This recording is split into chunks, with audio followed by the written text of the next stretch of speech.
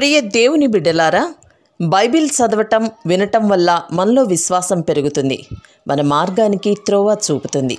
సమస్త జనులను శిష్యులనుగా చేయడి మత్తయి 28:19 వచనంలో దేవుని వాక్యం తెలియచేస్తోంది. తెలుగు బైబిల్స్ను ఆర్ఆర్కే మూర్తి గారు రీసెర్చ్ చేసి విశ్లేషణ చేసిన బైబిల్లోని ప్రతి అధ్యాయాలను వచనాలను వరుస క్రమంలో అనగా ఆదికాండం నుండి ప్రకటనా గ్రంథం వరకు ఇవ్వబడుతుంది. ప్రతి ఒక్కరూ ఆధ్యాత్మికంగా విశ్వాసంలో బలపడి మీ జీవితంలో ఎదుర్కొంటున్న సమస్యల నుండి విడుదల పొందండి. ప్రతి ఒక్కరూ మీ దీవెన టీవీని సబ్స్క్రైబ్ చేసి ఈ వాక్యాన్ని లైక్ చేసి మీ మిత్రులకు బంధువులకు షేర్ చేయండి. దేవుని సువార్తను ప్రకటింపబడుటలో మీరు పాలిభాగస్తులు కండి. ప్రియ శ్రోతలు, మీ బైబిళ్లు తెరవండి. ఈరోజు మన పాఠం అపొస్తలుల కార్యములు 23వ అధ్యాయం. జాగ్రత్తగా వినండి. పౌలు మహాసభ వారిని తేరిచూచి, సహోదరులారా, నేను నేటి వరకు కేవలము మంచి మనస్సాక్షి గలవాడనై దేవుని ఎదుట నడుచుకుంటూ ఉన్నాను అని చెప్పాడు. అందుకు ప్రధాన యాజకుడైన అననీయ అతని నోటి మీద కొట్టండని దగ్గర నిలిచి ఉన్న వారికి ఆజ్ఞాపించగా, పౌలు అతణ్ణి చూచి, సున్నము కొట్టిన గోడా, దేవుడు నిన్ను కొడతాడు. నీవు ధర్మశాస్త్రము చొప్పున నన్ను విమర్శించ కూర్చుండి ధర్మశాస్త్రమునకు విరోధముగా నన్ను కొట్టన ఆజ్ఞాపిస్తున్నావా అన్నాడు. దగ్గర నిలిచి ఉన్నవారు, నీవు దేవుని ప్రధాన యాజకుణ్ణి దూషిస్తావా అని అడిగారు. అందుకు పౌలు, సహోదరులారా, ఇతడు ప్రధాన యాజకుడని నాకు తెలియలేదు. నీ ప్రజల అధికారిని నిందించవద్దు అని రాయబడి ఉన్నది అన్నాడు. వారిలో ఒక భాగము సద్దూకయ్యులు, మరి ఒక భాగము పరిసయ్యులు అయి ఉన్నట్లు పౌలు గ్రహించి, సహోదరులారా, నేను పరిసయ్యుడను, పరిసయ్యుల సంతతివాడను, మనకున్న నిరీక్షణను గూర్చి, మృతుల పునరుత్థానమును గూర్చి నేను విమర్శించబడుతున్నాను అని సభలో బిగ్గరగా చెప్పాడు. అతడు అలాగు చెప్పినప్పుడు పరిసయ్యులకు సద్దూకయ్యులకు కలహము పుట్టినందున ఆ సమూహము 2 పక్షములైంది. సద్దూకయ్యులు పునరుత్థానము లేదని, దేవదూతయైనా ఆత్మయైనా లేదని చెబుతారు గాని పరిసయ్యులు 2 కలవు అని ఒప్పుకుంటారు. అప్పుడు పెద్ద గొల్లు పుట్టింది. పరిసయ్యుల పక్షముగా ఉన్న శాస్త్రులలో కొందరు లేచి, ఈ మనుష్యుని యందు ఏ దోషమూ మాకు కనపడలేదు, ఒక ఆత్మయైనా దేవదూత అయినా అతనితో మాట్లాడి ఉంటే మాట్లాడి ఉండవచ్చు అని చెబుతూ తగవులాడారు. కలహము ఎక్కువైనప్పుడు వారు పౌలును చీల్చివేస్తారేమో అని సహస్రాధిపతి భయపడి, మీరు వెళ్లి వారి మధ్య నుండి అతణ్ణి బలవంతముగా పట్టుకొని కోటలోనికి తీసుకుని రండని సైనికులకు ఆజ్ఞాపించాడు. ఆ రాత్రి ప్రభువు అతని వద్ద నిలుచుండి, ధైర్యముగా ఉండు, యెరూషలేములో నన్ను గూర్చి నీవేలాగు సాక్ష్యమిచ్చావో అలాగున రోమాలో కూడా సాక్ష్యమియ్యవలసి ఉన్నది అని చెప్పాడు. ఉదయమైనప్పుడు యూదులు కట్టుకట్టి, తాము పౌలును చంపే వరకు అన్నపానములు పుచ్చుకొనము అని ఒట్టు పెట్టుకున్నారు. ఈ కుట్రలో చేరిన వారు 40 మంది కంటే ఎక్కువ. వారు ప్రధాన యాజకుల వద్దకు పెద్దల వద్దకు వచ్చి, మేము పౌలును చంపే వరకు ఏమీ రుచి చూడమని గట్టిగా ఒట్టు పెట్టుకొని ఉన్నాము. కాబట్టి మీరు మహాసభతో కలిసి అతణ్ణి గూర్చి మరి పూర్తిగా విచారించి తెలుసుకొనబోయేటట్లు అతణ్ణి మీ వద్దకు తీసుకొని రమ్మని సహస్రాధిపతితో మనవి చేయండి. అతడు దగ్గరకు రాకమునుపే మేమతణ్ణి చంపడానికి సిద్ధపడి ఉన్నామని చెప్పారు.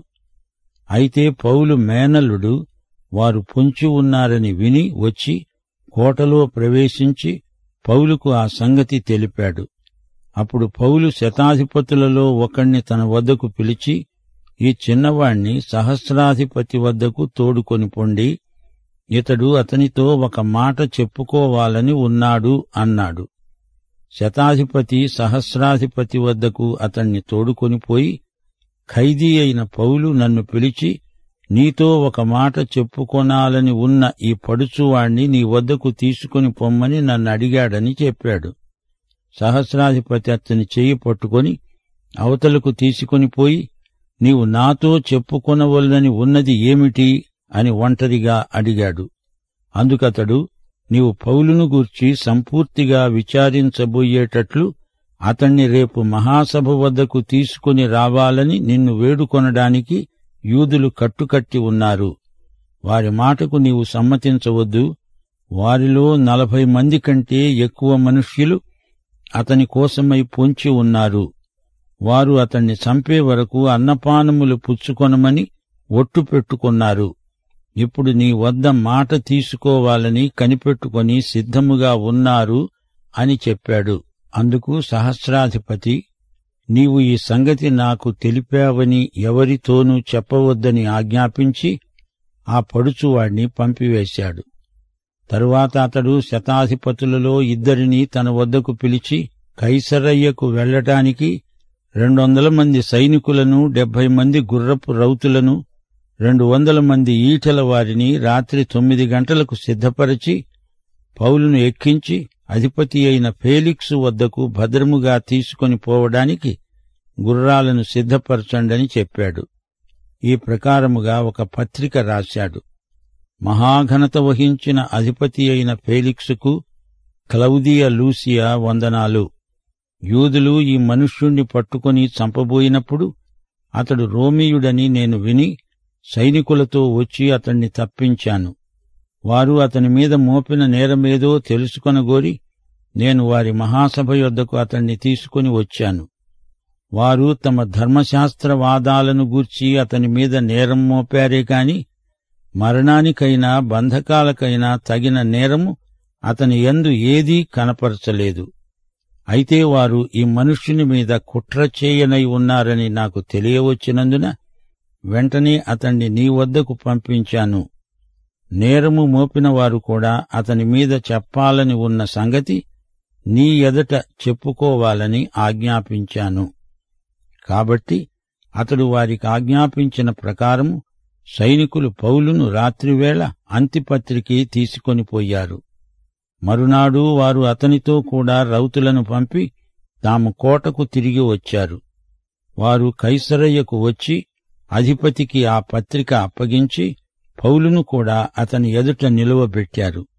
అధిపతి ఆ పత్రిక చదివినప్పుడు ఇతడు ఏ ప్రదేశపు వాడు అని అడిగి, అతడు కిలికియ వాడని తెలుసుకొని, నీ మీద నేరము మోపేవారు కూడా వచ్చినప్పుడు నీ సంగతిని పూర్ణముగా విచారిస్తాను అని చెప్పి హేరోదు అధికార మందిరములో అతణ్ణి కావలియందు ఉంచాలని ఆజ్ఞాపించాడు. శ్రోతలు వింటున్నారా? ఈ అధ్యాయంలో పౌలు సన్హెద్రిను సభ ఎదుట నిలిచి మాట్లాడుతున్నాడు. యూదులు పౌలును చంపాలని కుట్ర పన్నుతున్నారు. అతణ్ణి బంధించి కైసరయ్యకు తీసుకువెళ్లారు. చెరసాలలో పౌలు 2 సంవత్సరాలు గడిపాడు. ఆ తరువాత పౌలు రోముకే పంపబడ్డాడు. చక్రవర్తి ఎదట నిలిచి సాక్ష్యమిచ్చాడు. పౌలు దేవుని చిత్తపరిధిలోనే ఉన్నాడు. ఆయన యేసు ఖైదీ. అడుగడుగునా దేవుని నడుపుదల అనుభూతి ఆయనకుంది. అలాగే మనందరికీ, మనలో ప్రతి ఒక్కరికీ దేవుని నడుపుదల కావాలి. దేవుని హస్తం మనల్ని పట్టుకొని నడిపించాలి. పౌలు గ్రీకు భాష చక్కగా మాట్లాడగలడు. అతడు రోమా సామ్రాజ్యంలో పౌరసత్వము గలవాడు. అతడు విద్యాధికుడు. అందరితో కలిసిమెలిసి ఉండగల స్నేహశీలి, న్యాయశాస్త్రము ధర్మశాస్త్రము బాగా ఎరిగిన మాజీ పరిసయ్యుడు. ఇప్పుడు సన్హెద్రిను సభ ఎదుట నిలిచి ఉన్నాడు. పౌలు మొదట అన్న మాటకు ప్రధాన యాజకునికి కోపం వచ్చింది. పౌలు ఏమన్నాడు?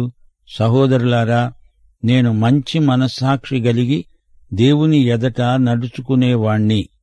ముందు అతని నోటిమీద కొట్టండి అన్నాడు ప్రధాన యాజకుడైన అననీయ. సున్నం కొట్టిన గోడ, దేవుడు నిన్ను కొడతాడు అన్నాడు పౌలు. తిరిగి పౌలు తానన్న మాటను సరిదిద్దుకున్నాడు. నీ ప్రజల అధికారిని నిందించవద్దని లేఖనములో రాసి ఉంది కదా అన్నాడు. అవును, ప్రధాన యాజకుడై ఉండి అతడు చాలా దురుసుగా మోటుగా ప్రవర్తించాడు. పౌలును మాట్లాడనీయటం లేదు. యేసును సన్హెద్రిను సభ చట్టవిరుద్ధంగా శిక్షించింది. అపొస్తలులను కూడా అలాగే అన్యాయపు తీర్పునకు గురిచేశారు. అన్యాయస్థుడైన న్యాయ నిర్ణేతల చేతిలో ఉన్నాడు. న్యాయం దురన్యాయానికి గురి అవుతుంది. ఇది నాటి నుండి నేటి వరకు అక్షర సత్యం. సమస్య అంతా మానవుని హృదయంలో ఉంది. పౌలు సాత్వికుడు, కాని అన్యాయం రెచ్చిపోతూ ఉంటే నోరు మూసుకొని ఉండడం సాత్వికం కాదు. సున్నం కొట్టిన గోడ, నీ తీర్పు దేవుని తీర్పునకు లోనగునుగాక అన్నాడు.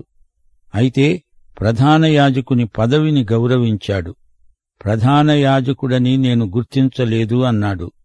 పౌలుకు దృష్టి బలహీనత ఉన్నమాట కూడా నిజమే.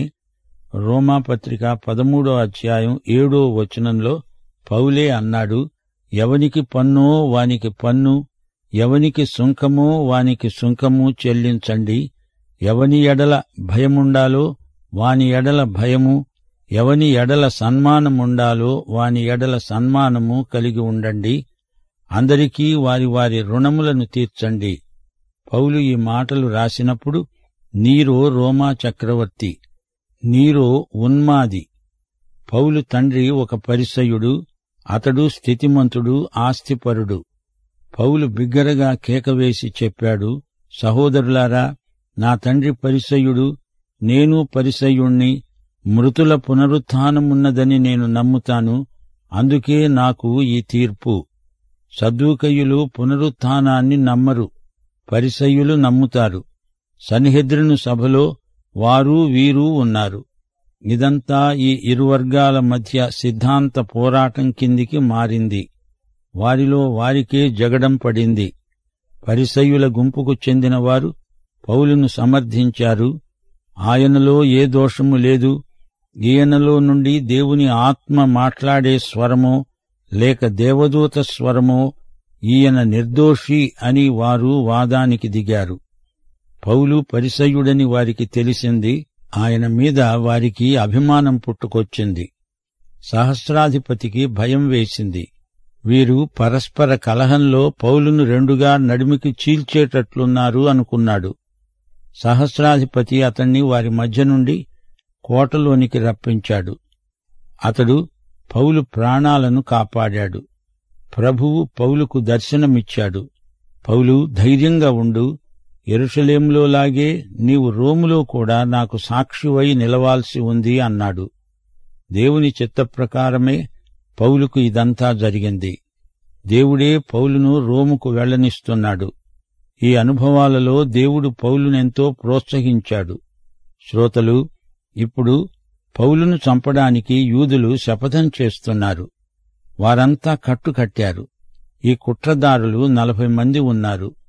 పౌలు సన్హెద్రిను సభ వద్దకు తేబడుతూ ఉండగా మధ్యలోనే పౌలును హతమార్చాలని వారి పన్నాగం.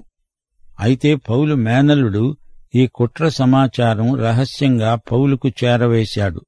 పౌలు ఈ వార్త నెమ్మదిగా సహస్రాధిపతికి పంపించాడు. రోమా పౌరుడుగా న్యాయసమ్మతంగా పౌలు తన హక్కును వాడుకున్నాడు.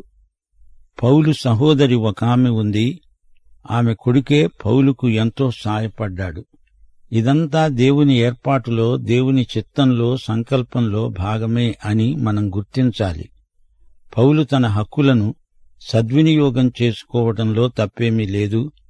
ఉదాసీనంగా ఏమైతే అది అవుతుంది అని ఉండిపోవడం సాత్వికము కాదు, భక్తి కాదు. దేవునికి సమర్పించుకోవాలి. అదే సమయంలో దేవుడు మనకిచ్చిన వనరులను ఉపయోగించుకోవాలి.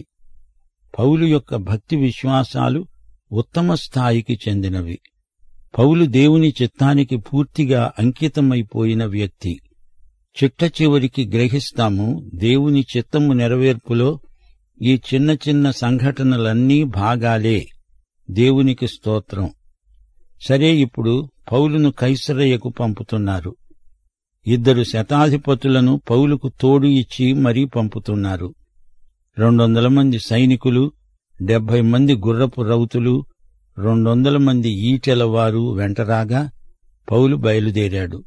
రాత్రి 9 గంటల వేళ. పౌలును ఫేలిక్సు వద్దకు పంపుతున్నారు. అధికారి ఫేలిక్సుకు ఒక లేఖ రాసి పంపుతున్నాడు. ఈ మనిషిని ప్రాణాపాయం నుండి అతి కష్టం మీద కాపాడాను. అతని నేరమేదో నాకు అర్థం కావటం లేదు. ఇతడు రోమా పౌరుడు. ఇతని నేరం మరణశిక్షకు తగింది కాదు. ఇది వారి ధర్మశాస్త్రానికి, మత విశ్వాసానికి సంబంధించిన వ్యాజ్యం.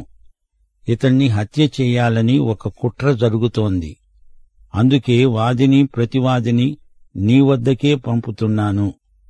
సరే, సైనికులు రాత్రివేళ పౌలును అంతిపత్రికి తీసుకుపోయారు. కైసరయ్యలో గవర్నరు ఎదుట వాదిని ప్రతివాదులను హాజరుపరిచారు. గవర్నరు ఉత్తరమంతా చదివి అడిగాడు, ఈ ముద్దాయి ఏ దేశపువాడు? అతడు కిలికియవాడు అని తెలుసుకున్నాడు. ప్రతివాదులందరూ రావాలి, అప్పుడు నీ సంగతి పూర్తి విచారణకు వస్తుంది. అంతవరకు నీవు హెరోదు అధికార మందిరంలో కావలిలో ఉండాలి అని పౌలును ఆదేశించాడు. రోమా ప్రభుత్వ కేంద్రం, అధికార మందిరం యెరూషలేములో కాదు, కైసరయ్యలో ఉంది. అక్కడే గవర్నరు నివసించే రాజభవనం ఉంది. మహాహెరోదు తన హయాములో నిర్మించిన రాజసౌధమది. యెరూషలేము నుండి కైసరయ్యకు 100 కిలోమీటర్ల దూరముంది. కైసరయ్య నుండి అంతిపత్రికి 40 కిలోమీటర్ల దూరం. ఆ ప్రాంతంలో అన్యులు ఎక్కువగా నివసిస్తున్నారు. ఫేలిక్సు అక్కడ గవర్నరుగా పదవి నిర్వహిస్తున్నాడు. కొన్నాళ్లు సమరయ్యలో పనిచేశాడు. ఆ తరువాత యూదయ్యలో ఉద్యోగం చేశాడు. ఇంకా 2 సంవత్సరాలే అతడు ఆ పదవిలో ఉంటాడు. ఈ ఫెలిక్సు మొదట ఒక బానిస. పల్లాస్ అనేవాడు ఇతని సోదరుడు. అతడు నీరో చక్రవర్తికి సన్నిహితుడు. పల్లాస్ సిఫార్సు చేయగా అతడు బానిస స్థితి నుండి స్వతంత్రుడయ్యాడు. ఆ తరువాత గవర్నర్ అయ్యాడు. రోమా రాష్ట్రంలో ఒక బానిస గవర్నరు కావడం ఇదే మొదటిసారి. అతడు బయటికి రాజఠీవి ప్రదర్శించాడు గాని అతనిది బానిస మనస్తత్వం.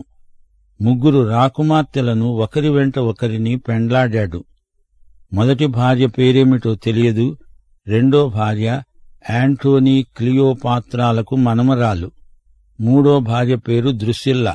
మొదటి హెరోదు అగ్రిప్పకు ద్రుసిల్లా కూతురు. ఫెలిక్సు క్రూరుడైన నియంత. తనను నమ్మిన వారిని నట్టేట ముంచే స్వభావమితనిది.